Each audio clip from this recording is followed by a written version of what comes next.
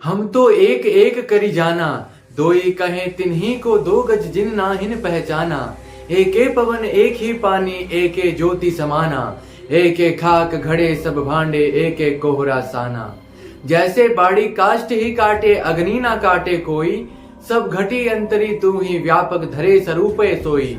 माया देखी के जगत लुभाना, काहे रे नर घबराना।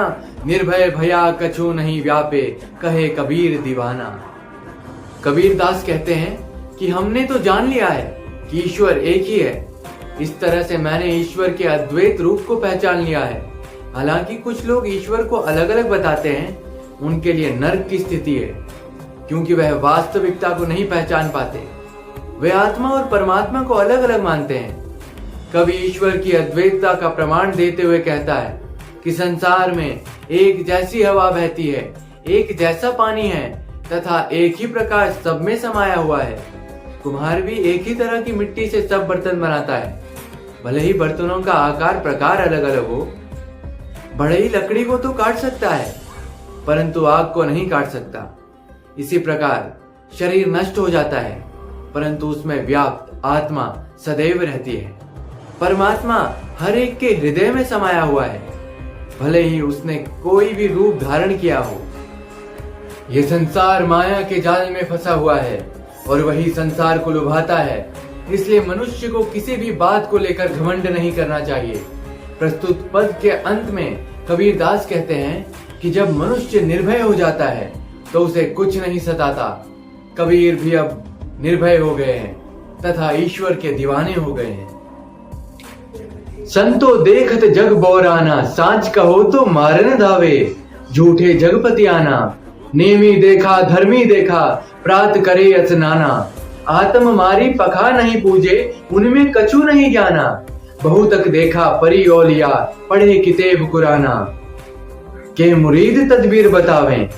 उनमें उहे जो ज्ञाना। आसन मारी डिंब धरी बैठे, मन में बहुत गुमाना। पीपर पाथर पूजन लागे, तीरथ गर्व भुलाना। टोपी पहिरे माला पहिरे, छाप तिलक अनुमाना। साखी शब्द ही गावत भूले, आत्म खबरी न जाना। हिंदू कहे मोहि राम प्यारा, तुर्क कहे रहीमाना। आपस में दो लरी दरी मुए, मर्म न काहू जाना। घर घर मंत्र देत फिरत है, महिमा के अभिमाना। गुरु के सहित शिष्य सब बूढ़े, अंत काल पछिताना। कहे कबीर सुनो संतो, ई सब भर्म भुलाना। कहते कहो कहा नहीं सहजे, सहज समाना। कबीर दास सज्जनों को संबोधित करते हुए कहते हैं कि देखो, ये संसार पागल हो गया है। जो व्यक्ति सच बातें बताता है उसे ये मारने के लिए दौड़ता है, तथा जो झूठ बोलता है उस पर ये विश्वास करता है। कबीर हिंदुओं के बारे में बताते हैं कि ऐसे लोग बहुत हैं जो नियमों का पालन करते हैं तथा धर्म के अनुसार अनुष्ठान आदि करते हैं। ये प्रातः उठकर स्नान करते हैं। ये अपनी आत्मा को मारकर पत्थरों को पूजते हैं। वे आत्मचिंतन नहीं करते। इन्हें अपने पर घमंड है, परंतु उन्होंने कुछ भी ज्ञान प्राप्त नहीं किया है। मुसलमानों के विषय में कबीर बताते हैं कि उन्होंने ऐसे अनेक पीर औसिया देखे हैं जो कुरान का नियमित पाठ करते हैं। वे अपने शिष्यों को तरह तरह के उपाय बताते हैं, जबकि ऐसे पाखंडी स्वयं खुदा के बारे में नहीं जानते हैं।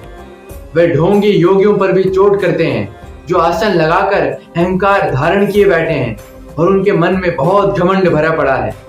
लोग पीपल पत्थर को पूजने लगे हैं। वे तीर्थ यात्रा आदि करके गर्व का अनुभव करते हैं।